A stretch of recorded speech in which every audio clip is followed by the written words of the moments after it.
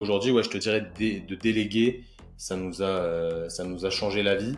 Non pas qu'on travaille moins, parce qu'on travaille toujours énormément. Les gens, ils pensent qu'on se dort la pilule, mais ils ont même pas idée des heures de travail qu'on fait. C'est juste qu'en fait, je le considère même plus comme du travail parce que tout ce que je fais, allez, 95% de ce que je fais, c'est vraiment genre du kiff. Et c'est ma zone de génie dans mon travail. Donc, je te dirais déléguer, c'est vraiment le game changer pour moi.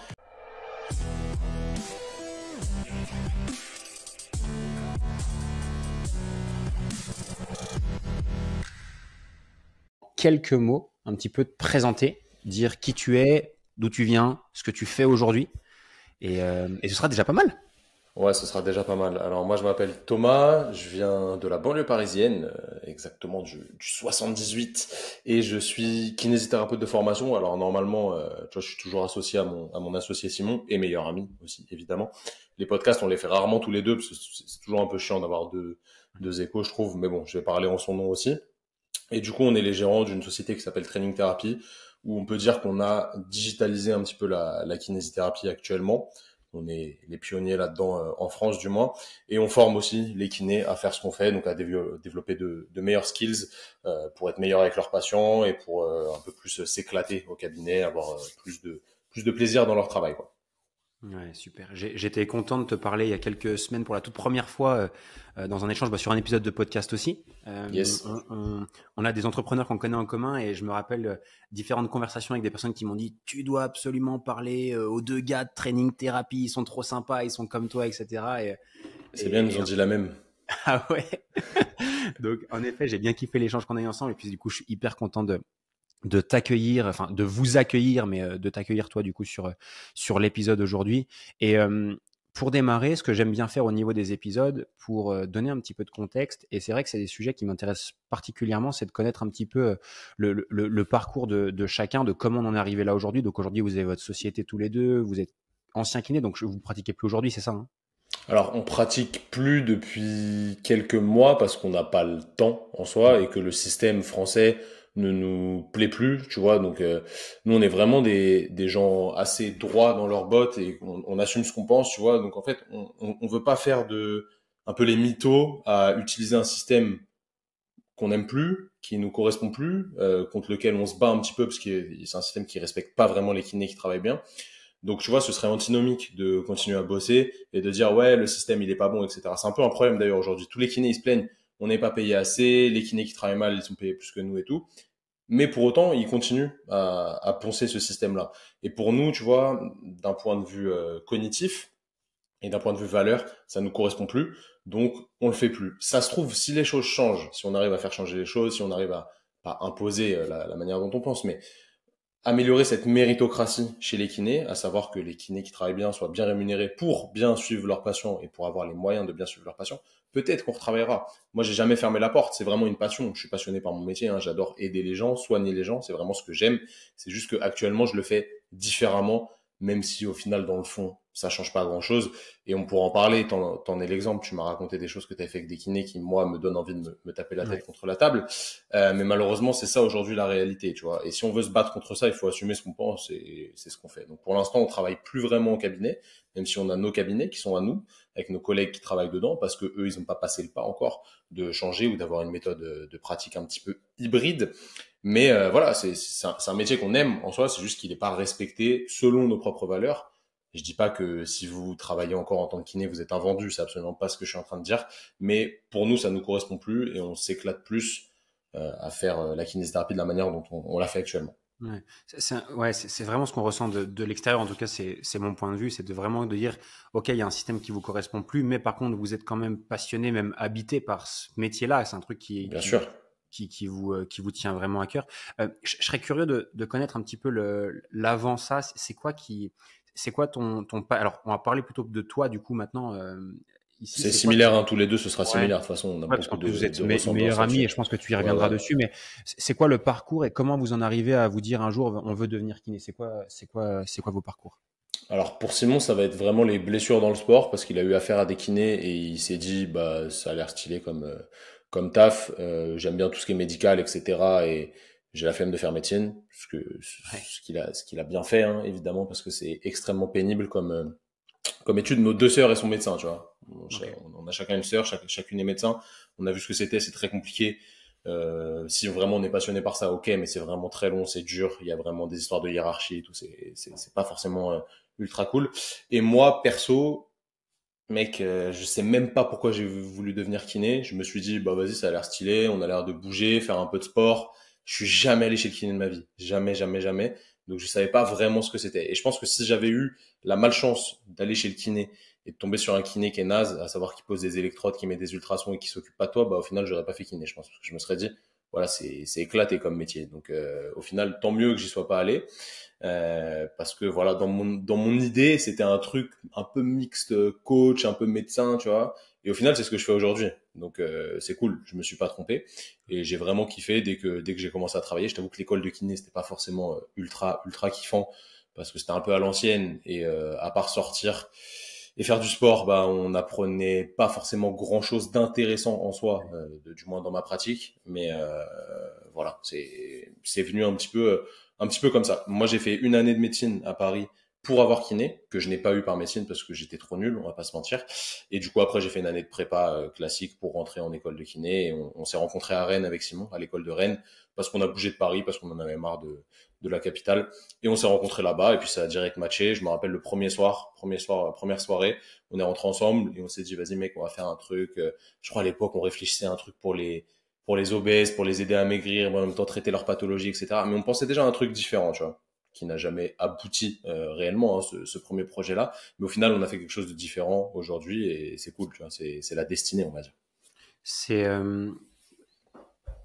est-ce que tu as toujours eu, est-ce que vous avez toujours eu, en fait, tu sais, tu as dit le mot, on voulait faire un truc de différent, etc. Ah oui, oui, bien Et sûr. je pense que c'est pas pour rien que vous en êtes là aussi aujourd'hui dans ce que vous faites et l'approche que vous avez, etc. Ce, la capacité à avoir des idées un petit peu différentes des autres, est-ce que c'est quelque chose que toi, perso, tu cultives depuis toujours? C'est arrivé plus tard? Mec, Comment tu... je sais pas pourquoi, mais j'ai toujours eu ça, tu vois. Je saurais pas expliquer. Je te prends un exemple tout bête. Une paire de chaussures, s'il y a un mec qui a la même que moi, c'est sûr, je vais plus jamais la mettre.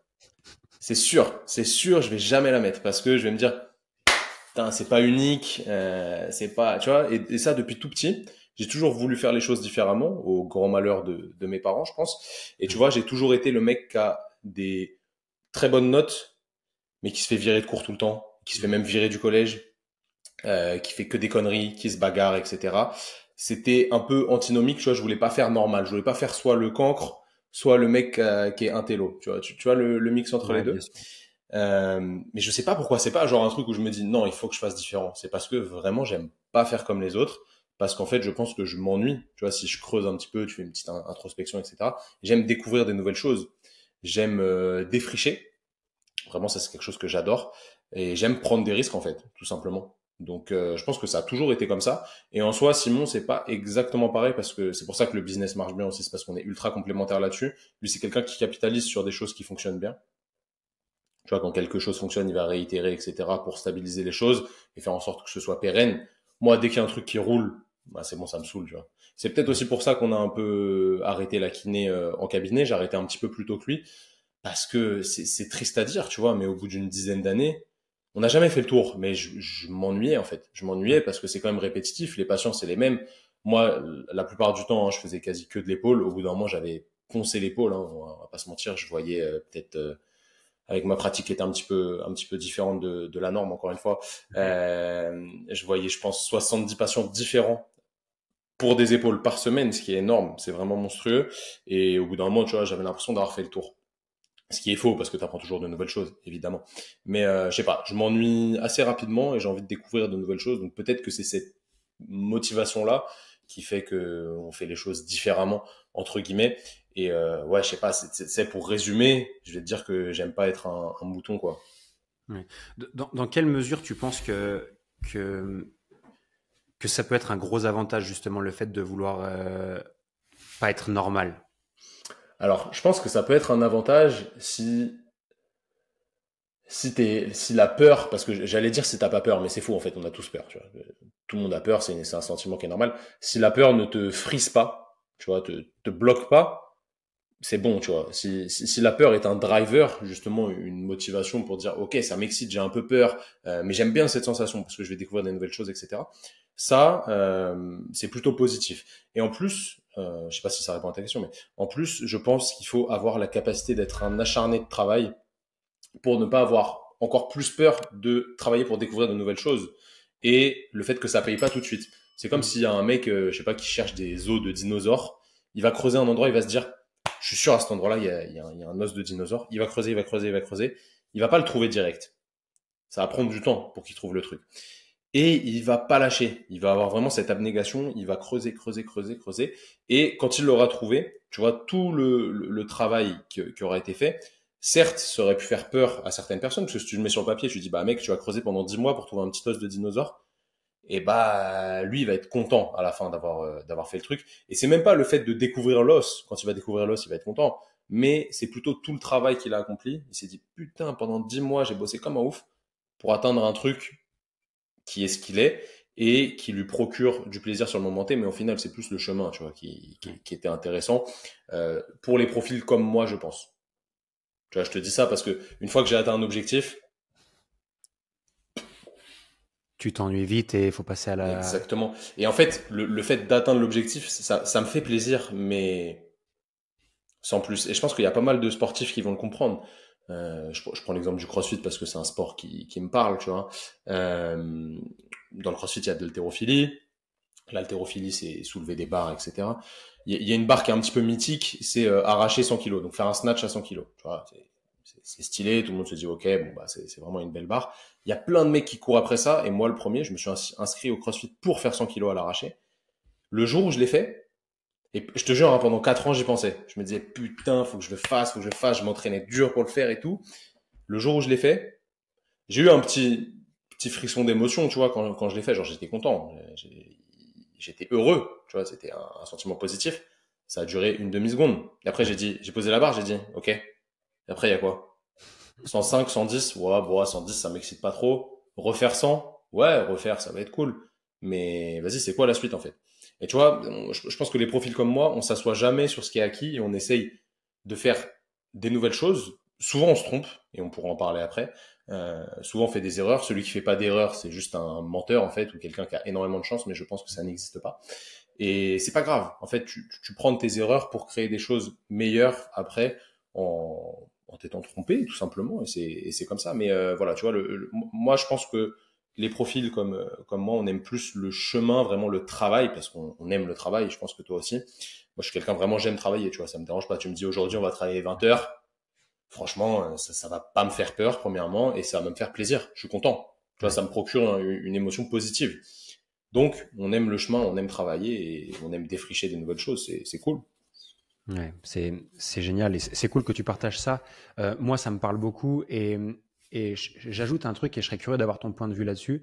Plus j'avance en fait personnellement dans l'entrepreneuriat, plus je rencontre aussi d'autres personnes, plus je me rends compte aussi, et tu me diras si tu partages cet avis-là, que les personnes qui ont un passé ou une actualité sportive, notamment sportive de plus ou moins haut niveau, euh, ont on va dire, une appétence ou du moins je ne sais pas si on pourrait appeler ça, des modes de fonctionnement favorables, notamment au développement de business, au passage à l'action, etc., etc. Est-ce que tu me Bah, rejoins évidemment. là-dessus? Évidemment. Évidemment, c'est à 100%, je suis d'accord. Ouais, mais non, je suis 100% d'accord et je vais aller encore plus loin. Il y a certains sports qui sont tellement durs psychologiquement et, comment on dit, un peu ingrats, tu vois, Ouais, dans le sens où tu récoltes le fruit de ton travail vraiment c'est tard. tard. Et Ouais, ouais. des fois, je te prends les sports de combat parce que c'est ce que je connais. Tu t'entraînes pendant un an, t'as une compète, t'es prêt, t'es prêt, t'es prêt. Tu fais une erreur sur les 10 premières secondes du premier combat. Rideau. Terminé, au revoir, tu rentres chez toi, t'es venu de loin, t'as travaillé pendant un an pour 10 secondes Ouais. et t'es puni en fait. Et c'est ingrat, mais c'est comme ça. Et je pense que ça te donne cette abnégation et cette force de travail, cette capacité de travail pour le faire quoi qu'il arrive. Tu vois, il y a un truc que je dis souvent, ce qui doit être fait doit être fait. Pour moi, c'est comme ça en fait. Je suis vraiment élevé selon les arts martiaux, moi, c'est toute ma vie. Et en fait, quand on te dit de faire un truc, ou quand tu t'es dit de faire un truc, tu ne peux pas ne pas le faire. C'est pas possible. Et même si tu as la flemme d'aller à l'entraînement, t'y vas. Tu vois, moi, c'est même pas un truc, je me dis pas, ouais, aujourd'hui, je vais aller m'entraîner. Non, mais c'est comme si aujourd'hui, je vais me lever, je vais faire les premiers pas pour aller dans ma cuisine. L'entraînement, c'est la même chose. Et au final, le travail, c'est pareil. Aujourd'hui, ça doit être fait, mais c'est sûr que ce sera fait, quoi qu'il arrive. Qu'il y ait de la neige, qu'il y ait du vent, peu importe. Alors certes, aujourd'hui, j'ai la chance financièrement d'être plutôt stable et que ce soit plus flexible. Donc comme là, tu vois, j'ai un tournage après. On devait faire le podcast, on l'a juste décalé d'une heure, mais je vais pas refuser le tournage qui arrive parce que c'est un truc potentiellement important. Tu vois, je peux toujours m'adapter. Peut-être qu'à un moment, j'aurais pas pu, tu vois, si j'avais eu des patients au cabinet, j'aurais pas pu dire ah bah non, je vais annuler mes patients Ouais. parce que j'ai un tournage, j'ai une opportunité, etc. Aujourd'hui, j'ai la chance de pouvoir faire les choses un petit peu plus librement parce que je me suis construit ça. Mais ce qui doit être fait, ça doit être fait. Et peu importe l'heure, peu importe comment, il faut le faire parce que c'est comme l'entraînement, c'est la même chose, c'est devenu robotique, mais en y prenant du plaisir quand même. Et ça, il y a des gens qui ont du mal à le comprendre parce qu'en fait, il y a des personnes qui n'aiment pas travailler. T'as pas mal d'entrepreneurs aujourd'hui qui aiment pas vraiment travailler en fait. Hein. Ouais. En vrai, ils ont un bon business, ils ont construit des belles choses, etc. Mais c'est pas un plaisir plus que ça de bosser. Ça se trouve quand je vais vieillir et que je vais m'approcher de plus que la trentaine, la quarantaine. Euh, Peut-être que je vais ne plus aimer travailler et peut-être que je vais ne plus aimer faire du sport. C'est possible. Ça m'étonnerait, mais c'est possible. Et voilà, ce sera une autre période de ma vie. Mais pour l'instant, moi, vraiment, depuis que je suis petit, j'aime travailler. C'est pas un souci pour moi. Le travail pour atteindre quelque chose, c'est OK, tu vois. Et c'est limite plus ça qui me fait kiffer que le résultat en lui-même. Ce que je remarque, moi, en tout cas, personnellement, dans mon quotidien, en travaillant justement avec des sportifs de manière générale, et je kiffe bosser avec des gens qui sont sportifs de base, qui ont une culture du sport et du travail, etc. Pour moi, en fait, je vois l'ingrédient principal de la réussite, c'est en fait la capacité à, entre guillemets, parfois un peu comme tu l'as dit, débrancher le cerveau et bosser, tu vois, tester des choses, passer à l'action, se mettre en mouvement, et potentiellement, bah, on va y venir juste après, mais échouer sur certains trucs, se poser des questions, mais se dire, OK, j'ai testé, j'ai échoué, mais c'est pas grave, je vais recommencer, comme si c'était un nouveau jour d'entraînement pour devenir meilleur, etc., etc. Et cette capacité, je trouve, à pouvoir itérer très vite, retester vite, retravailler très vite, etc., sans trop se poser de questions, parce qu'on sait que c'est, comme tu l'as dit tout à l'heure, c'est le plus important, c'est le chemin. Euh, Mm. et ben c'est cette capacité à itérer là qui, je trouve, en fait, fait la différence, en tout cas chez les sportifs. C'est pour ça que moi, je kiffe bosser avec des gens qui ont un passé sportif, même si parfois il est, tu vois, plus jeune pour certains, mais ça reste cet Bien ADN-là. sûr. Moi, ça fait plus de 5 ans que je suis pas, un petit peu moins peut-être, que j'ai pas combattu vraiment, tu vois, fait mon sport de prédilection qui est le judo ou les sports de combat en globalité. Mais quand tu t'entraînes dans ces sports-là, mais à chaque entraînement, tu te fais balayer par quelqu'un. Tu vas balayer des mecs aussi, mais tu vas te faire démonter par quelqu'un à chaque entraînement. Sauf si t'es vraiment le haut du panier. Et là, faut te remettre en question, faut trouver des gens plus forts que toi pour progresser, etc. Mais c'est normal en fait. C'est normal d'échouer, c'est normal de perdre entre guillemets. Ça veut pas dire que on est dans la culture du loser, à dire ouais c'est génial de perdre. Ben non, pas du tout en fait. Mais ça fait partie du chemin. Et je pense que tu perds plus que tu ne gagnes en réalité, si tu additionnes toutes ces petites choses dans le sport et dans le travail, c'est exactement pareil. C'est exactement pareil. Après, si aujourd'hui, tu vois, c'est un peu le problème de la kinésithérapie actuellement. Hein. Bon, on en revient à ça. C'est tellement plat en termes d'obligations, en termes de résultats, en termes de challenge, etc. Qu'au final, les kinés, ils perdent jamais parce que ils gagnent jamais non plus. Il n'y a pas de challenge à proprement parler. Tu vas te challenger avec un patient, etc. C'est Mais au lisse. final, ta paye, ce sera toujours la même, à peu près. Hein. Tu vas jamais progresser en termes de rémunération. Tu vas jamais progresser en termes de reconnaissance de la part de tes pairs, de la part de tes patients, de la part des médecins, etc. Et du coup, c'est ultra lassant parce que je pense que moi, je pense personnellement hein, que si l'être humain il n'est pas challengé, il se laisse aller et il devient moins bon en fait. Parce que si tu progresses pas, tu deviens moins bon, selon moi. Il y a une citation, je sais plus qui est-ce qui dit ça, qui dit là où il n'y a pas de vision, les peuples périssent ou quelque chose comme ça. Et je pense que quand on n'a pas d'ambition, pas de motivation, pas de challenge, etc., bah, comme tu l'as dit, en fait, on perd clairement Ah, mais sur le je long suis terme clairement d'accord. on peut très difficilement mettre du sens dans ce qu'on fait. J'ai une petite question qui me vient. Tu as parlé de judo. Je ne savais Mhm. pas du tout que c'était le sport par lequel tu étais passé. J'ai pratiqué un petit peu plus jeune aussi, mais très peu, du moins pas comme toi, je pense. Mais par contre, j'ai beaucoup appris. Quelles sont, toi, les valeurs fondamentales que t'ont enseigné ce sport-là qui t'aident encore aujourd'hui? Bah, je vais t'en donner trois. Le respect, le respect des autres, des gens de ton niveau et des gens d'un niveau plus élevé et surtout des anciens, tu vois, qui ont de l'expérience. Peu importe ce qu'ils ont fait, ils ont plus d'expérience que toi, tu vois. Voilà. L'humilité, c'est ce que j'ai dit tout à l'heure. Tu peux très bien balayer un mec très très chaud. Après, tu vas prendre un mec qui paraît moins chaud sur le papier, il va te défoncer la gueule et il va t'étrangler devant tout le monde et tu vas juste te taire en fait, tu vois. Donc l'humilité, vraiment très important. Savoir toujours qu'il y a meilleur que soi, il y a moins bon, mais tout est contexte dépendant en réalité. Donc ne pas se sentir trop chaud tout le temps. Et troisième, le travail. Parce que c'est vraiment, les arts martiaux, c'est un sport où si tu travailles pas, si tu t'entraînes pas, si tu répètes pas une technique X milliers de fois, tu vas pas la maîtriser et tu n'arriveras pas à la passer en combat. Et du coup, bah, ça n'aura aucun intérêt. Donc, je vais te dire respect, humilité, travail, même si hein, il y a plein d'autres valeurs. C'est marrant d'ailleurs parce que tu vois, c'est un des seuls sports où quand t'es petit, t'as des passages de grade. Ouais. Tu passes ta ceinture, etc. Tu dois montrer des prises, mais tu dois aussi parler du judo. Tu dois dire, bah, les valeurs du judo, c'est ça, parce que c'est un sport qui a un code d'honneur, tu vois. C'est un art martial. Hein. Un art martial, c'est l'art pour faire la guerre. En réalité, c'est ça que ça veut dire. Hein. Toute proportion gardée, on va pas faire la guerre avec du judo, mais t'as capté, c'est ce que ça veut dire d'un point de vue étymologique. Et tu dois dire, bah, les valeurs du judo, c'est ça, le code d'honneur du judo, c'est ça, il y a 7 trucs à respecter, etc. Et vraiment, ça t'inculque des bonnes valeurs selon moi. Alors après, moi, je viens d'un gros club parisien où le prof était très dur. Limite, ça choquait les parents, tu vois. Genre, on avait 6 ans, si tu parlais pendant qu'il montrait un truc, t'allais dans le coin et pendant une demi-heure, tu faisais des pompes non-stop. Et genre, les parents, ils peuvent se dire, mais il est fou le type là, il est en train de détruire les gamins. Non, en fait, ça t'apprend que quand il y a quelqu'un d'expérimenté qui montre quelque chose et que ça intéresse tout le monde, bah juste tu fermes ta gueule et t'écoutes. Voilà, même si t'es pas intéressé, tu parles pas, tu vois, c'est comme ça. Sinon, t'es puni entre guillemets et tu réfléchiras à ce que t'as fait. Alors, il y a d'autres manières d'éduquer les enfants, évidemment, mais c'est toujours intéressant, je pense, d'avoir cet aspect-là un peu dur, un peu rugueux, qu'aujourd'hui on perd beaucoup. Hein, la société actuelle nous le fait perdre, ça c'est encore un autre débat, mais je pense que c'est vraiment important. Si tu dois faire un petit arrêt là sur image sur cette période de ta vie là, à peu près cette période-là du judo, etc. À quel point tu penses que cette période-là a façonné qui t'es aujourd'hui? Bah à quel point, je saurais pas te dire à quel point, mais sans ça, je serais pas la même personne, c'est sûr. C'est sûr, ça a conditionné beaucoup de choses chez moi, beaucoup de valeurs, évidemment.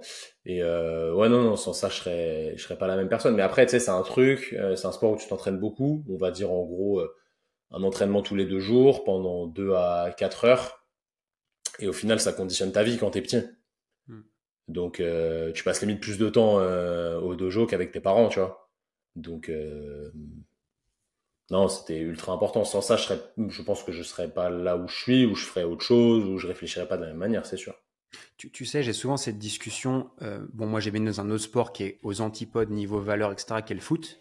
Bah, pas forcément, Pas dans tout, pas mais forcément. sur la réputation d'un point de vue Ouais. extérieur, en fait, pour des gens qui connaissent pas, voilà, ils ont l'impression que.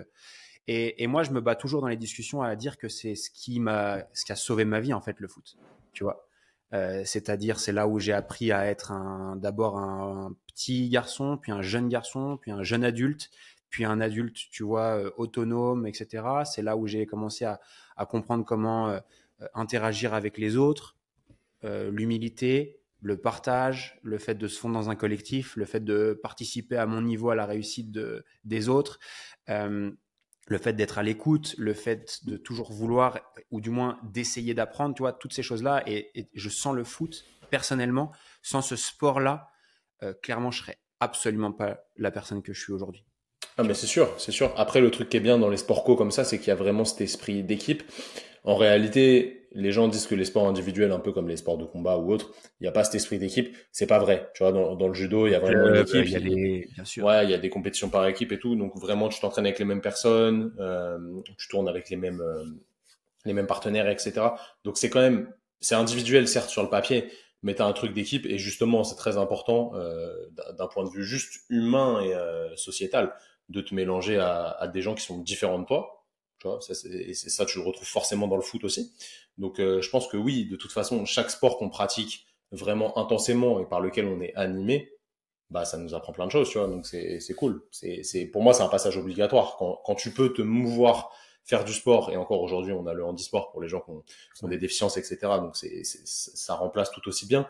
Et bah, c'est génial, tu vois, c'est un truc, tous les enfants devraient être obligés de passer par là, pour moi, hein. Ouais, c'est clair. C'est une belle école de la vie et en tout cas, moi, je Bah oui. regrette pour rien au monde toutes ces années de foot, Sans, même les sans plus. vouloir faire du haut niveau, hein. Ouais, sans, Ouais, sans vouloir faire du haut niveau, un truc régulier, tu vois. ouais. Hmm. Et qu'est-ce que tu préconises à quelqu'un qui a peut-être pas ce passé de sportif, tu vois, qui écoute cet épisode-là et qui se dit ah bah ouais c'est vrai que le sport ça pourrait être un truc, etc. Euh, Qu'est-ce que tu préconiserais à quelqu'un pour lui dire ok si tu veux encore bénéficier des valeurs du sport, de ce que ça peut te transmettre, etc. Tu l'enverrais vers quel type de sport toi aujourd'hui? Ah, c'est dur Je parce sais que que ça tu vas me, dépend. je sais que tu Ouais. vas me dire CrossFit, mais Non, mais en fait, ce serait facile de dire le CrossFit parce que c'est très abordable en soi quand ouais, c'est bien coaché. Donc, je te dirais le CrossFit parce qu'au final, ça va te donner cette valeur du travail, parce que sans travail, tu vas pas progresser. Ça va te donner cette valeur de te prouver que tu es capable de faire des choses que t'estimais même pas, tu vois. Quand tu te mets dans le rouge sur un WOD et tout, des fois, les gens, tu sais, ça leur fait peur de se mettre dans la zone rouge. Et le fait qu'il y ait quelqu'un qui les coach, etc., ils vont réussir à y aller et ça va les gratifier. Tu vois, ils vont se dire, oh, ben, je suis capable de le faire, c'est cool.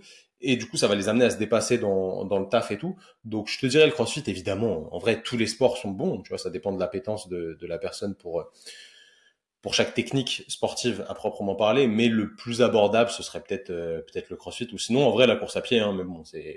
voilà, c'est Tu un sais, peu moins, ce moins que je te sexy. disais là avant qu'on échange ensemble sur l'épisode là, parce que du coup tu m'as fait un petit programme pour la rééducation de mon tendon d'Achille, etc. Et je te disais que j'étais allé courir hier dans un parc et je me suis arrêté quelques instants et je voyais, tu sais, ces cours outdoor avec, t'avais le coach, t'avais, on va dire, je dirais 20 à 30 personnes, tu vois, dans le parc qui se faisaient une sorte de WOD en fait, tout simplement, où Mhm. franchement ils s'envoyaient un petit peu et en plus ils faisaient ça en groupe. Et j'ai trouvé leur ambiance vraiment hyper sympa, etc. Et je me suis dit, tu vois, pour les gens qui veulent peut-être pas aller en salle de CrossFit, qui veulent peut-être pas débourser aussi, je sais pas, 100, 150 balles par mois pour un abonnement, etc. Ou juste qui se sentent pas à l'aise ou qui veulent être dehors ou peu importe, bah, j'ai trouvé vraiment le truc de se dire, ça peut être vraiment aussi un axe à explorer, de dire, est-ce qu'il n'y a pas proche de chez moi un groupe de personnes qui se challenge un peu. Ouais, des Moi, en small fait, je vois, groups, ouais, carrément. ouais, dans les small groups, moi, je vois deux trucs qui sont méga intéressants. C'est en un, l'aspect social du truc, d'accord, la connexion avec les autres, l'échange, le partage, l'entraide, etc. Et je vois le challenge de se dire, bah, ok, il y a aussi le fait de sortir un peu les doigts du cul pendant un moment, se challenger déjà à venir à chaque fois, ensuite à se donner pendant la séance, jusqu'à se donner au mieux, tu vois. Et je pense que si on arrive à faire un bon ratio entre se challenger à chaque fois et l'aspect social du truc, en tout cas de mon point de vue, c'est vraiment cool et c'est comme ça qu'on peut tirer bénéfice de ces sports-là. À fond, je plus sois. Je fais un petit jump là très rapidement sur un sujet du coup que tu connais bien et que tu maîtrises. On en a aussi beaucoup parlé, c'est le métier de kiné. Alors en tout cas c'est votre cheval de bataille. C'est un sujet qui est hyper controversé, qui est à la fois très réglementé et à la fois il y a un vide juridique autour, etc. Je te partageais ma propre expérience de dire j'ai moi eu la chance d'avoir un passé de sportif de haut niveau avec toujours des très belles prises en charge, avec des kinés très compétents, etc. Et quand je suis sorti un peu de ce circuit-là, je me suis retrouvé à devoir aller dans des cabinets de kiné et je le partage en toute transparence parce que j'en ai bah voilà, pas grand-chose à faire et puis voilà. Et je me suis retrouvé face à des kinés qui n'avaient pas soit le temps de me prendre en charge, soit la Ça, c'est une capacité, excuse, ça. ouais, soit la capacité de me prendre en charge, soit les outils pour me prendre en charge, etc., etc. Et j'ai toujours systématiquement vécu des mauvaises expériences dans les cabinets de kiné. Par rapport à ce que j'avais avant, c'est-à-dire moins de prise en charge, moins professionnel, moins de temps, moins de relations aussi avec le kiné, tu vois, parfois mis dans des salles où tu te retrouves avec 4, 5 personnes en même temps. Et comme je te le disais la dernière fois, mon expérience était très très mauvaise, mais je me dis, s'ils font ça, c'est qu'il doit y avoir une raison, c'est qu'il doit y avoir un bug dans le système et que, de mon point de vue, ils doivent être dans la merde et trouver des solutions pour prendre plus de monde et peut-être gagner un peu plus d'argent. C'était mon point de vue et je serais curieux de t'entendre là-dessus toi personnellement? Parce que je pense qu'on est beaucoup allé chez le kiné et avoir des expériences qui sont complètement différentes. Alors, j'ai pas de pourcentage à te donner à proprement parler, parce que enfin, je pense à ça, mais ce serait intéressant. Mais je pense qu'il y a bien 6 personnes, 7 personnes sur 10 qui vont chez le kiné et qui sont pas bien pris en charge. Tu vois. C'est pas bien pris en charge, ça veut pas dire que le kiné est néfaste, mais alors Simon, lui, il est beaucoup plus extrême que moi, hein. Il dirait que c'est néfaste. Si c'est pas bon, c'est néfaste. Euh, Juste le kiné, il fait pas le job pour que la personne aille mieux, parce que effectivement, il prend pas le temps, comme tu as dit, mais c'est pas qu'il a pas le temps, c'est qu'il prend pas le temps. Ça n'a strictement rien à voir. Le matériel, tu me dis, il a pas forcément le matériel. Je suis pas forcément d'accord parce qu'aujourd'hui, on n'a pas besoin de grand chose pour être efficace sur la plupart des troubles musculo-squelettiques. Là, je vais pas parler des pathologies dégénératives, genre neuropathie, etc., des trucs bien plus poussés. Ok, je parle pas de ça, c'est même pas la question, ou des problèmes respiratoires, etc. Quoique, ce serait au final la même chose. Et je peux te donner un exemple. Moi, avec Simon, pendant un an, on a travaillé chacun dans une pièce de 8 mètres carrés quand on faisait construire notre premier cabinet. Et ça, je peux être sûr que personne ne serait capable de faire ça. C'était l'enfer. La pièce, elle était toute petite, elle était plus petite que mon bureau là. Et pour autant, je peux dire que les patients, ils étaient bien soignés. Et il y avait quasi pas de matos. On avait un espalier, des élastiques, deux, trois poids, une table, un ordi. Tu te baladais comme ça pour frôler les murs tellement c'était tout petit. Mais les patients, ils étaient bien pris en charge quand même. Donc, c'est pas une histoire de matériel, tu vois. Et ça vraiment, aujourd'hui, on le sait, il n'y a pas besoin d'avoir du matos de fou. Mais je suis d'accord avec toi qu'il y a un bug dans la matrice, il y a un bug quelque part. En Suisse et en France, c'est différent. Donc, il faut bien faire le distinguo, évidemment. Et c'est aussi différent en Belgique s'il y a des amis belges qui nous écoutent. En réalité, le problème, il est que le métier de kiné, c'est un métier qui est sur le papier juste incroyable parce que t'aides vraiment des gens à sortir de douleurs qui leur niquent leur quotidien en réalité. Hein, c'est très pénible. C'est jamais des trucs ultra graves, mais c'est pénible. Tu vois, si je prends l'exemple de ton mollet, tu te lèves le matin, ça te tire dessus. Tu te dis putain, j'ai mal. Qu'est-ce qui se passe? Est-ce que demain, quand je vais me lever, ça va pas se déchirer quoi? Je me dis putain, peut-être je vais me faire opérer après, etc. Bref, tu te fais des films, c'est normal. L'être humain, dès qu'on a mal, on commence à avoir un petit peu de parano, etc. C'est tout à fait normal. Donc sur le papier, on est capable d'aider les gens. Vraiment, on a des bons résultats. Quand on fait bien les choses, on a des bons résultats. Aujourd'hui, on le sait, la science nous aide à choisir nos outils thérapeutiques, etc. On a des bons résultats. Pour ça, pour être bon, il faut se former. Se former, ça coûte de l'argent. Je suis formateur, évidemment, je fais payer mes formations. Logique, je vais pas travailler gratuitement. Même si je suis quelqu'un qui aime vraiment ce métier et mon but premier, c'est de valoriser les bons kinés, je peux pas former gratuitement, c'est pas possible, ça n'aurait pas de sens. Et puis, de toute façon, les gens se diraient, bah c'est nul, si c'est gratuit, c'est naze, je vais pas y aller. Tu vois, première. Donc, il faut de l'argent pour se former. En plus de ça, il faut prendre du temps. Souvent, c'est sur des week-ends. Donc, tu te dis, bah le samedi, dimanche, je vais pas voir ma meuf, je vais aller bosser pour me former, pour être meilleur au cabinet le lendemain. Et normalement, si quelque chose te rend meilleur, tu dois être rémunéré plus.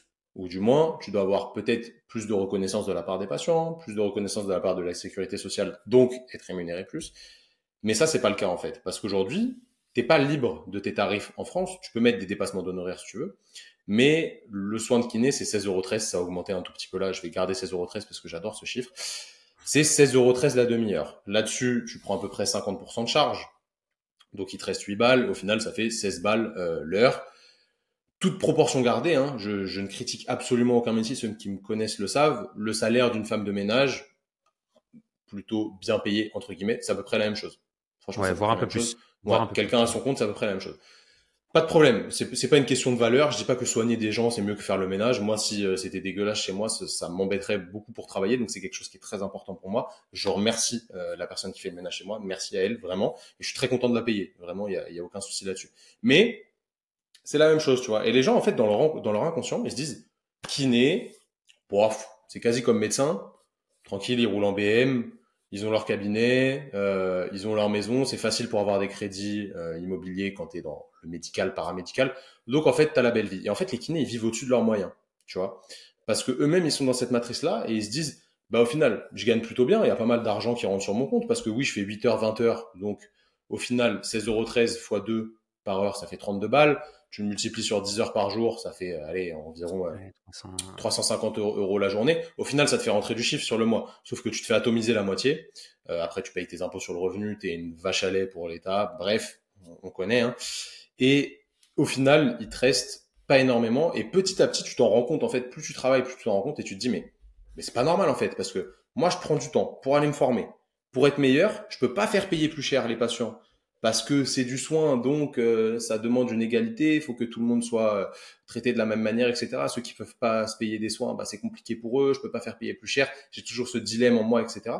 Et au final, tu t'épuises à la tâche, et il y en a qui dérivent sur ce que tu as dit, à savoir prendre plus de patients, donc plusieurs patients à la fois, ne pas s'occuper vraiment d'eux, faire des traitements aléatoires qui leur permettent d'économiser du temps. Et en fait, la personne qui voit 5 patients par heure, si tu la compares à une personne qui en voit 2, elle va gagner plus que 2 fois plus. Mais c'est sûr que la qualité sera moindre, c'est certain.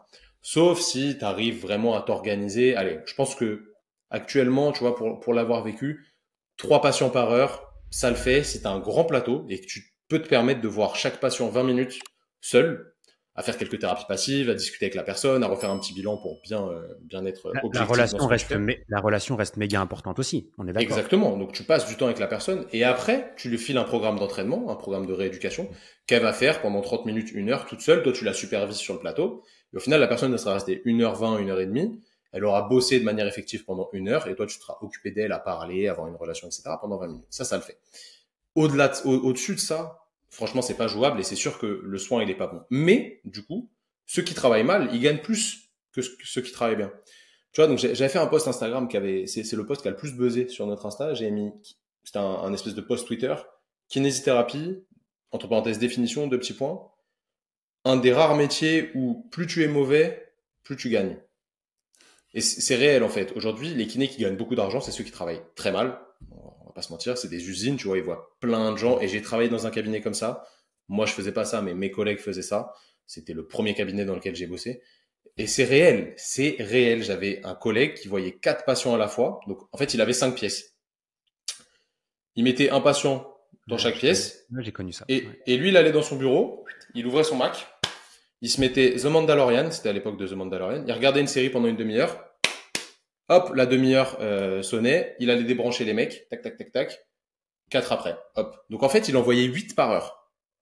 Au calme. Et moi, j'en voyais 2. Et le mec, il gagnait, du coup, 4 fois plus d'argent que moi. Tranquille. Et ses soins, ils étaient, mais c'est même pas 4 fois moins bien, c'est genre 100 fois moins bien, tu vois, ça peut pas s'évaluer, mais c'était le jour et la nuit. Et au final, ça a créé des embrouilles dans le cabinet, parce que les patients, ils voulaient plus que être avec moi. Et moi, j'avais rien demandé, j'étais jeune kiné, et encore, si je me voyais maintenant, je me dirais, mec, tu peux faire ça mieux, essaye d'améliorer ce skills-là, etc. Mais au final, ça a pas de sens. Donc en fait, tu vois, la matrice, elle est buggée quelque part. C'est difficile d'augmenter la rémunération des kinés. Tu vois, moi, je suis quelqu'un, j'essaie de réfléchir, de me dire, ok, bon, le kiné, lui, il veut être rémunéré plus. Le patient, il veut être soigné mieux. L'État, il veut faire des économies. Comment on fait? Tu vois, comment on fait? Comment on fait pour trouver quelque chose d'ultra équitable qui fonctionne bien? Je pense qu'on pourrait rémunérer un petit peu plus les kinés qui travaillent bien et potentiellement créer quelque chose comme dans une entreprise où tu progresses au fur et à mesure des années. Normal, encore une fois, l'être humain, il est drivé par la progression, c'est obligatoire. Si ton salaire, il est plat toute ta vie, tu Ouais. t'ennuies vite, tu vois, et t'as envie de faire autre chose. Je pense qu'on pourrait faire ça. On pourrait blâmer les kinés qui travaillent mal, mais pour ça, il faudrait qu'il y ait des contrôles, chose qu'il n'y a pas aujourd'hui. Parce qu'encore une fois, c'est compliqué. Qu'est-ce que tu contrôles? Est-ce que tu contrôles le résultat ou est-ce que tu contrôles les moyens que la personne se donne? Si tu contrôles le résultat, ça veut dire que tu vas chez un kiné, tu dis, OK, ton patient là, il est pas soigné, ça fait 6 semaines que tu le vois, il va pas mieux, t'es nul, t'es un mauvais kiné. Bah non, parce que ça, c'est pas vrai, parce que le corps humain, il est compliqué, et même le meilleur des kinés, le mec qui réfléchit le mieux, qui met tout en place, il peut pas être sûr de traiter quelqu'un à 100%. Par contre, ce qu'on pourrait faire, c'est une obligation de moyens. Tu vas dans un cabinet de kiné, tu regardes ce que le kiné propose à son patient pour une lombalgie, par exemple. S'il commence à lui mettre des électrodes, des ultrasons, à faire que des massages pendant 6 séances de suite, c'est que vraiment, il n'est pas au courant, ou du moins, il se met des œillères, des thérapies qui fonctionnent sur les lombalgies. Aujourd'hui, on sait que la meilleure thérapie sur une lombalgie, c'est une thérapie exhaustive qui prend en compte l'être humain dans sa globalité, qui joue sur les niveaux de douleur, sur l'activité physique, sur le fait de se renforcer, de mieux bouger, etc. Si tu mets pas en place des outils pour améliorer ça, et les électrodes et le massage n'améliorent pas vraiment ça, tu vois, eh bah, t'es considéré comme quelqu'un qui travaille mal, donc qui ne procure pas une bonne rééducation aux patients et qui du coup est payé par l'État pour rien. Pour rien, tu vois, parce que c'est nous, dans nos impôts, qui payons ça en réalité. Et du coup, on t'enlève ton diplôme. Ça, ce serait magnifique. Malheureusement, c'est pas le cas. Je pense que c'est compliqué à mettre en place. Donc aujourd'hui, pour moi, la matrice, encore une fois, elle est buggée quelque part. J'ai pas les moyens, moi, de changer les choses parce que, tu sais, il y a un ordre des kinés, c'est géré par l'État, la Sécu, c'est quelque chose d'énorme. Et j'ai pas forcément l'envie non plus, c'est pas ma mission de changer ça, parce que voilà, c'est comme ça, et moi je me vois plus comme un pirate à créer mon truc, mais un gentil pirate, tu vois, à créer mon truc de mon côté, à me faire rémunérer par les gens, et il y a aucun rapport avec l'État, tu vois, les gens me payent directement sur ma société, c'est pas remboursé par la sécurité sociale. Et en fait, qu'est-ce que j'ai comme clients patients, on va les appeler comme on veut aujourd'hui, hein. Moi, j'ai des gens qui ont fait comme toi, qui ont vu X mille kinés, qui leur a fait de la merde et qui en ont marre en fait. Et ils se disent, écoute, quitte à payer, je vais aller prendre quelqu'un de très compétent, où je suis sûr qu'il va me proposer quelque chose qui va normalement être efficace. J'ai pas 100% d'efficacité, c'est pas possible. Encore une fois, on travaille avec le corps humain, donc c'est juste pas possible. Mais qui va vraiment se donner les moyens, qui va échanger avec moi, qui va essayer de comprendre ma problématique pour améliorer les choses.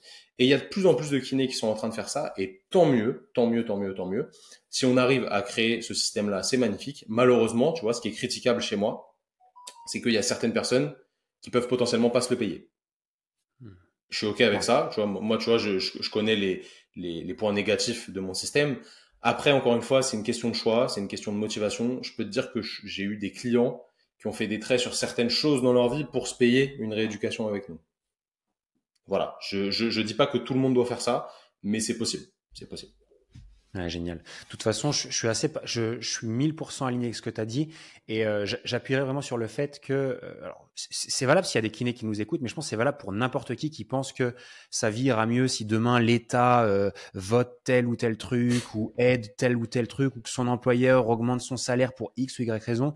Euh, j'ai un truc moi qui m'a beaucoup aidé dans ma vie, c'est de rien attendre des autres, ni Bah des oui. gens, ni de l'État. Et ça, je pense qu'il faut vraiment partir de ce truc-là en se disant qu'est-ce que moi, à mon niveau, je peux faire pour changer ma condition et potentiellement aller là où j'ai envie d'aller. Tu vois, et je pense que c'est comme ça que tu raisonnes aussi. Et félicitations en tout cas pour ça. Et je sais que c'est aussi ce que tu enseignes du coup, toi, aux autres kinés avec qui tu peux interagir, etc. C'est entre guillemets prendre le taureau par les cornes, se dire qu'il n'y a personne qui va venir nous aider et puis trouver des solutions maintenant, quoi. Encore une fois, je pense que c'est une question de peur, tu vois, on en a parlé tout à l'heure. Mm. Il y a des gens qui sont pas prêts à surmonter cette peur de se dire, OK, bah là, je suis dans un bateau où c'est tranquille, l'État me rémunère, c'est facile aujourd'hui d'avoir des patients. Franchement, c'est facile. Ouais. Tu ouvres un cabinet de kiné, les patients, ils viennent direct. T'as rien à faire. T'as rien à faire. Mm. Tu vas au cab, il y a des gens qui viennent. C'est cool. OK, c'est sûr que c'est super stable, c'est rassurant, etc. Mais est-ce que vraiment vous vous éclatez? Est-ce que vraiment vous prenez du plaisir dans ce que vous faites? Est-ce que vous êtes valorisé? Parce que, voilà, l'être humain aime être valorisé. On aime bien qu'on nous dise bah c'est bien ce que tu as fait, tiens, tu as bien travaillé, tu vas être payé tant. Et tu vois, on met tout sur l'argent, mais en vrai, c'est pas une question d'argent. Moi, ce qui m'importe le plus, c'est la reconnaissance, tu vois, d'une personne. Ouais. Qu'elle te dise merci, tu m'as vraiment aidé. Aujourd'hui, les patients, qu'est-ce qu'ils vont aller dire merci à un kiné qui leur a mis des électrodes et qui les a pas respectés pendant 10 séances? Bah non, ils vont pas dire merci, tu vois. Et le problème, c'est que, encore une fois, c'est trop facile aujourd'hui d'avoir des patients et je pense que les kinés ne sortent pas vraiment à ces difficultés de l'entrepreneur en soi. T'ouvres une boulangerie, c'est pas facile d'avoir des gens qui viennent acheter du pain.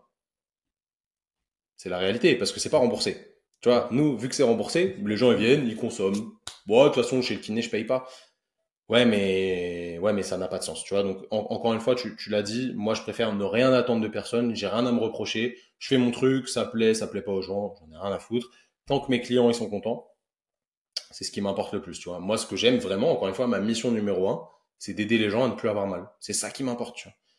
Et après, accessoirement, d'aider les kinés à aider plus de gens à ne plus avoir mal, parce que comme ça, je diffuse un petit peu mes idées et mes skills perso. Alors, je suis bon sur certains trucs, je suis très mauvais sur la plupart du reste.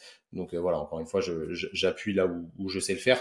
Mais voilà, toujours avec cette humilité de se dire, on fait notre job et on laisse une trace plutôt positive. C'est le but. Ouais, c'est hyper parlant. J'ai une question qui m'est venue là. Je prends vraiment plaisir à suivre vos contenus et suivre un peu votre actualité, même si je suis pas kiné moi-même, pour la simple et bonne raison que j'adore le fait que vous soyez assez polarisant dans ce que vous partagez, que vous ayez des idées, des convictions, etc. Euh, et je pense que comme dans tout métier, comme dans n'importe quelle industrie, etc., parfois ça peut faire un peu flipper au début quand on n'ose pas forcément donner son avis ou on est trop lisse, etc. Parce que parfois on peut avoir peur de mais qu'est-ce que vont dire les autres kinés, qu'est-ce que vont dire les gens, qu'est-ce que vont commenter les gens sur les réseaux sociaux, etc. C'est quoi votre point de vue par rapport à ça et est-ce que vous le faites de manière volontaire? Est-ce que c'est stratégique ou est-ce que vous avez toujours été comme ça et que c'est pas du tout quelque chose qui vous dérange? Alors moi, perso, j'ai toujours été comme ça. Encore une fois, on en parlait tout à l'heure, tu vois, j'ai toujours aimé, mais je sais même pas si j'ai aimé, tu vois, mais c'est naturel d'être différent. Et donc, la différence dit, déjà, je dis ce que je pense intelligemment, hein. C'est pas, Oui, oui. je dis pas n'importe quoi non plus. Tout ce qui me passe par la tête, je le dis pas, sinon ce serait problématique. Mais en fait, moi, j'assume mes positions tant que c'est en accord avec mes valeurs. Tant que je me trahis pas, tant que, voilà, c'est OK. Et je sais qu'au final, je fais pas de mal. Certes, je suis polarisant parce que de toute façon, pour un business, il faut que ce soit polarisant. Donc, je pourrais te dire que c'est stratégique, mais en vrai, c'est même pas stratégique, c'est juste normal chez nous. Et dans notre métier, c'est assez compliqué. C'est vrai que c'est assez compliqué. Et quand je forme les kinés à faire ce qu'on fait, donc à savoir se lancer sur Internet pour digitaliser un petit peu la kiné, etc. Et ben la première peur qu'ils ont, tu vois, en fait, ils y pensent même pas. C'est moi qui vais leur tirer les verres du nez en parlant avec eux, etc., en les coachant. Mais la première peur qu'ils ont, c'est d'être jugés par leur père. Mm. Tu vois, qu'il y a un kiné qui dise ouais, le bouffon, il a dit un truc de merde sur un poste, c'est complètement faux. En plus, pour qui il se prend à faire payer les gens alors que c'est pas normal, la santé, ça devrait être gratuit. Et il y en aura toujours des gens comme ça. Il y en aura toujours des gens comme ça. Malheureusement, c'est une minorité qui est très très très minoritaire, mais c'est celle qui fait plus de bruit que la masse qui est plutôt positive, comme d'hab, hein, on le sait. Après, moi perso, tout ça, ça me passe au-dessus de la tête en fait.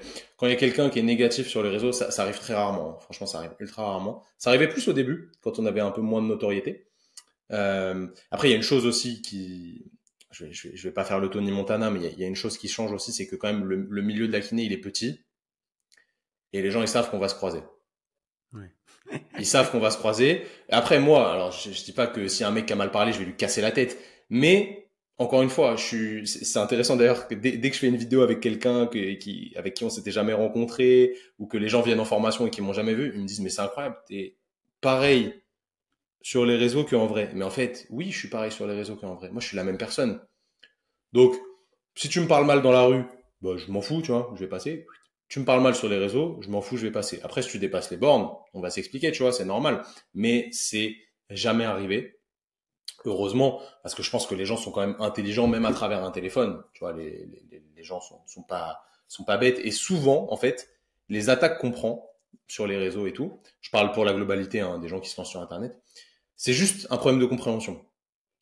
Quelqu'un a voulu dire quelque chose, et en fait, vous l'avez mal pris parce que peut-être c'était mal écrit et surtout vous l'avez mal interprété. Mais si la personne elle vous l'avait dit en face, il y aurait eu plus de nuances, déjà avec la voix, avec les émotions, etc. Et ce serait passé mieux. Donc en vrai, des fois, il y a des critiques qui sont gratuites. C'est pas grave, c'est le jeu, il faut s'y attendre. Plus vous avez de critiques, en vrai, je vais pas dire mieux c'est, parce qu'on pourrait surfer sur ce buzz de faire exprès de vouloir de la critique, etc. Mais c'est rien en vrai, ça devrait glisser comme de l'eau, quoi. Est-ce que tu dirais qu'aujourd'hui, tu es par balle aux critiques, au Non, regard des autres, non, c'est etc. faux. Non, non, non, non, non, celui qui dit ça, c'est un mytho, hein. En fait, moi, ça va me toucher si on critique. J'essaie de réfléchir. Si on critique vraiment mes skills de kiné et des trucs que j'ai mis du temps vraiment à développer, où j'ai mis du cœur à l'ouvrage, où j'ai vraiment réfléchi pour donner du contenu intéressant aux gens. Par exemple, si je mets un protocole qu'on a réfléchi pour une réhab, etc., et quelqu'un me dit ouais c'est de la merde, c'est nul, tu aurais dû faire ça, machin, et que sa réponse elle est argumentée et que ça critique vraiment quelque chose de technique, en fait ça va pas me toucher, mais ça va me faire réfléchir. Tu vois, je vais le prendre en compte. Si c'est quelqu'un qui m'envoie un message, ouais, c'est honteux, vous faites payer les gens pour de la rééducation, mais je m'en fous tellement, tu vois. Par contre, moi, je réponds tout le temps. Je réponds tout le temps parce que j'aime bien troller les gens, j'aime bien me foutre de leur gueule. Du coup, je réponds Et en fait, les gens, ils sont décontenancés, tu vois. Parce que je lâche jamais l'affaire. Moi, je suis vraiment un gamin, tu vois. J'ai du temps pour moi aujourd'hui, donc je suis vraiment un gamin là-dessus.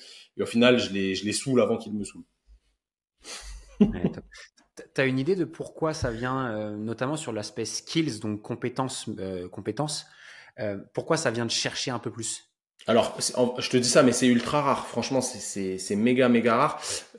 Pourquoi? Parce qu'en fait, le kiné est une espèce qui aime, qui aime faire compliqué au lieu de faire simple pour des choses qui fonctionnent bien et qui aime se mettre en avant en montrant qu'il connaît des choses différentes des autres.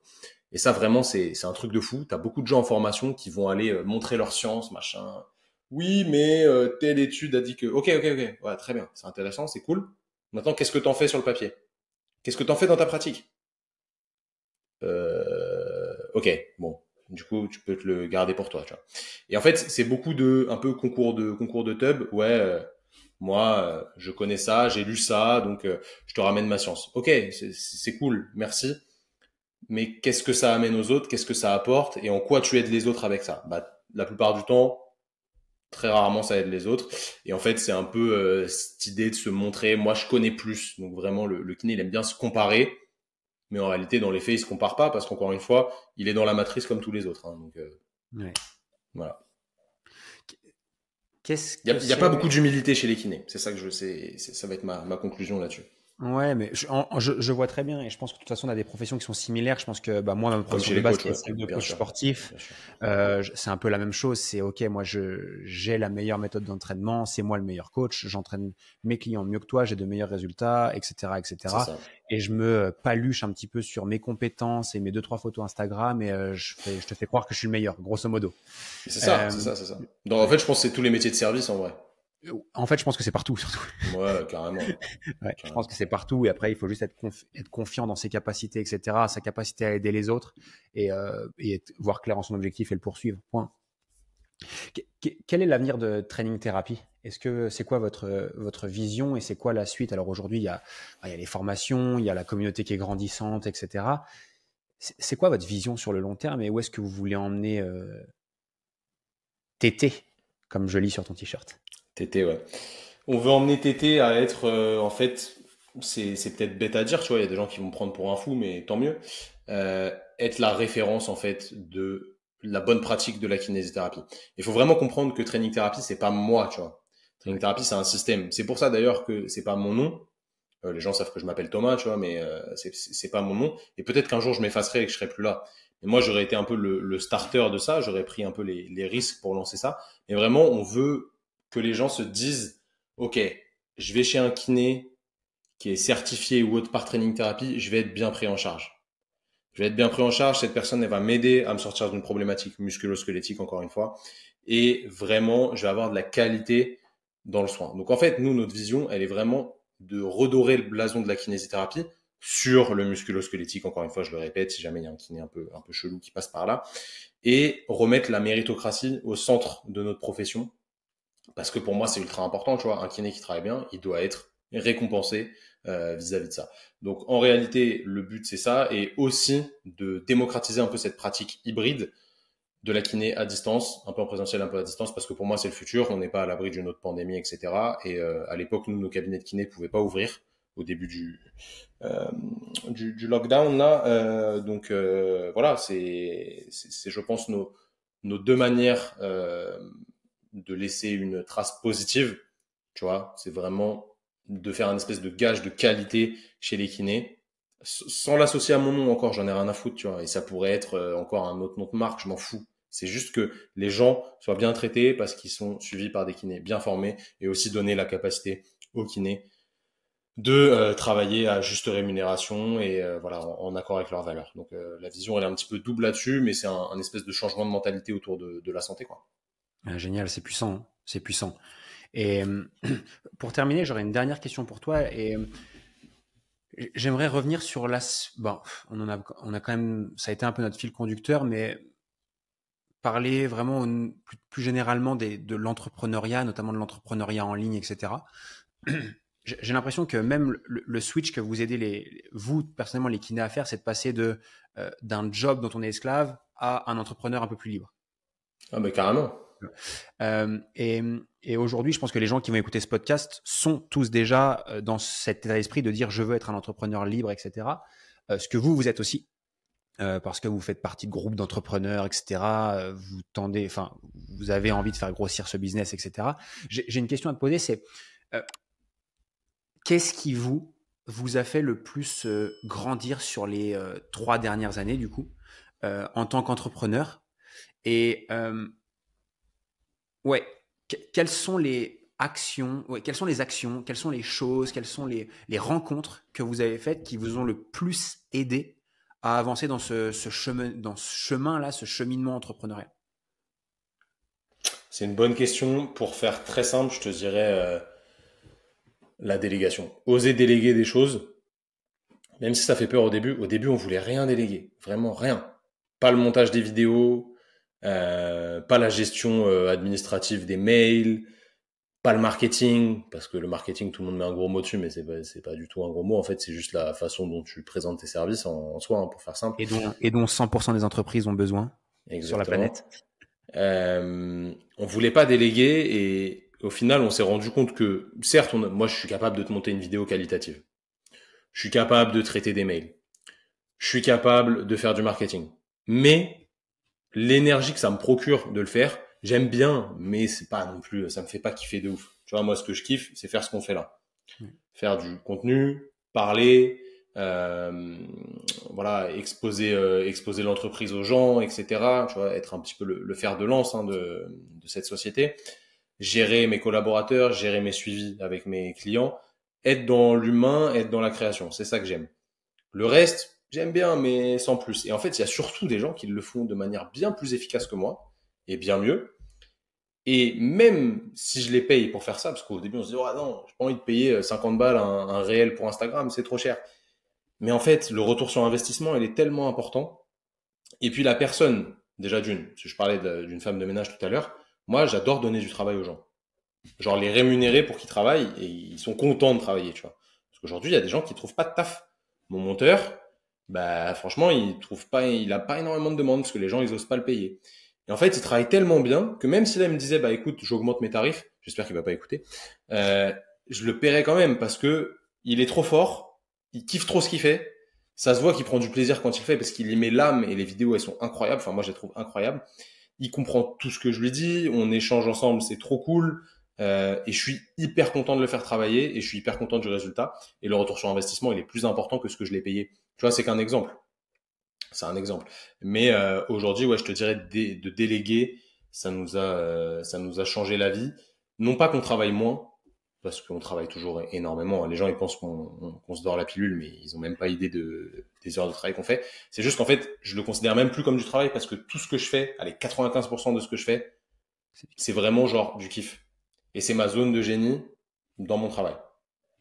Donc je te dirais déléguer, c'est vraiment le game changer pour moi. Il y a plein d'autres trucs en vrai, on pourrait faire une liste de 4 heures, mais Donne-moi en ouais, deux autres, comme déléguer. ça à la volée, de deux trucs qui te viennent. Parce que là, tu me dis beaucoup, mais sors-les-moi. Je serais curieux. Déléguer, tu m'as dit des rencontres. Ça peut être des rencontres, des actions, des choses que vous avez faites, des prises de Bah, des conscience, actions. une Bon, formation, ça peut être. une action ultra importante, c'est d'arrêter de travailler au cabinet parce que c'était ultra chronophage. C'était ultra chronophage et on n'était pas concentré, tu vois, on avait toujours cette idée en tête de, ok, Simon il aime bien dire ça, mais genre, à un moment, il bossait le lundi au cab, il bossait lundi, jeudi, je crois, et en fait, sa journée du mardi, il a passé à rattraper tout ce qu'il avait perdu comme temps la veille, à pas pouvoir traiter les mails, à pas pouvoir faire ses suivis, etc. Donc, c'était une journée de niquer pour progresser sur le business, tu vois.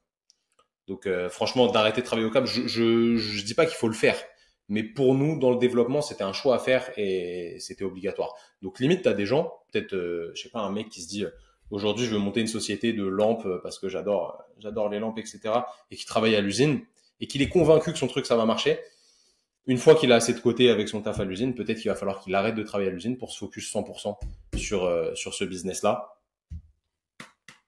Voilà, je savais même pas que ça changeait de couleur. je suis Je crois que je Il l'ai là. est content. J'ai Le la mec est même. J'ai la même content. juste là. Donc voilà, ça a été un game changer pour nous.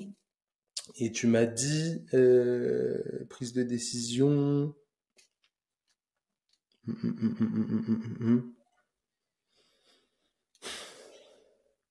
Prise de décision, rencontre. Bah, créer une équipe, ça va dans la délégation, mais vraiment créer une équipe, parce qu'aujourd'hui, on n'est pas les seuls kinés à travailler sur Training Therapy. Créer une équipe, ça a fait la différence. Et en fait, ce qui est intéressant, c'est que je suis pas, nous, tu vois, j'aime bien faire les choses différemment. Je suis pas passé par des entretiens d'embauche, à mettre des posts sur LinkedIn, etc. En fait, moi, c'est les gens, je leur ai proposé moi, écoute, est-ce que ça t'intéresserait pas de bosser avec nous? Parce que t'es un humain incroyable, vraiment, on s'entend bien. Il y a certains trucs qu'il faut que je t'apprenne pour être efficace avec nous. Mais j'aimerais vraiment travailler avec toi parce que je pense que tu es une personne que j'aimerais porter, tu vois, aider à réaliser ses objectifs et à s'accomplir dans la vie. Et peut-être qu'aujourd'hui, t'as pas encore, tu vois, le pas de sauter dans le vide et de te lancer, mais je suis sûr que je peux t'aider à le faire. Et en fait, il y a pas mal de mecs qui bossent avec nous qui sont un peu dans ce truc-là, où à la base, ils nous ont rien demandé. Tu vois, ils ont vraiment des capacités au fond d'eux, mais ils sont pas prêts à se jeter dans le vide comme on l'a fait. Et je leur ai dit, bah, écoute, viens avec nous. Viens avec nous. Moi, je vais t'aider en te proposant du taf. Certes, tu vas nous aider aussi, tu vois, c'est un échange de bons procédés, évidemment. Mais peut-être que, vu que je t'ai montré une certaine voie, après, tu auras la liberté, toi, de voler de tes propres ailes et de faire ton truc, en fait, de t'éclater parce que tu seras montré en travaillant avec nous que c'est possible de faire différemment. Et au final, ces gars-là, c'est nos soldats actuellement, si ce n'est généraux, commandants, bref, ce que tu veux. C'est des mecs qui sont fiables, fidèles, parce qu'on leur a offert quelque chose d'incroyable. En fait, aujourd'hui, tout le monde veut leur place. On reçoit pas mal de messages. Ouais, est-ce que vous recrutez, machin? Est-ce que je peux bosser avec vous? Non. Je réponds à tout le monde non. Nous, on recrute pas. On va chercher les gens parce qu'ils nous plaisent humainement. Ok, t'auras beau être le meilleur kiné du monde, si ça passe pas et que on va pas s'entendre à proprement parler, non, on travaillera pas ensemble. C'est pas ça qui m'intéresse moi. C'est vraiment la valeur de l'humain et créer une équipe vraiment qui a des bonnes valeurs, qui est dynamique, qui respecte le travail qu'on fait. Tous les mecs qui bossent avec nous, ils savent qu'on travaille comme des chiens malgré le fait qu'on aime ça.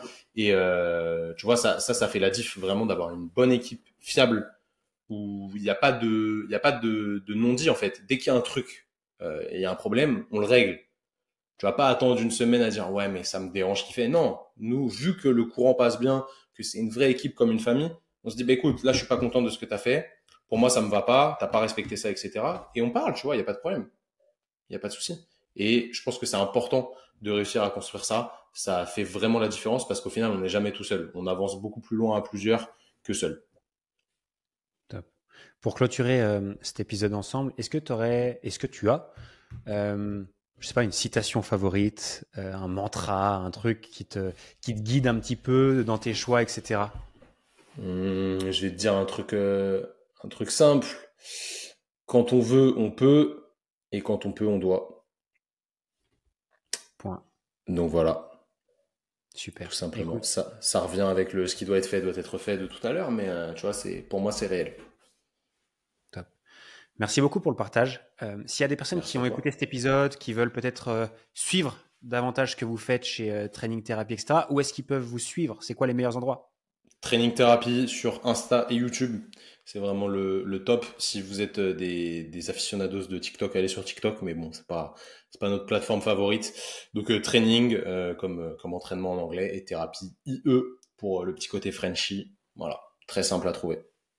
Mec, merci beaucoup. Merci Merci pour Loan. l'échange. Et puis, je l'espère aussi à très bientôt dans un autre épisode de podcast, hein. Carrément, avec plaisir. Allez, ciao. Salut!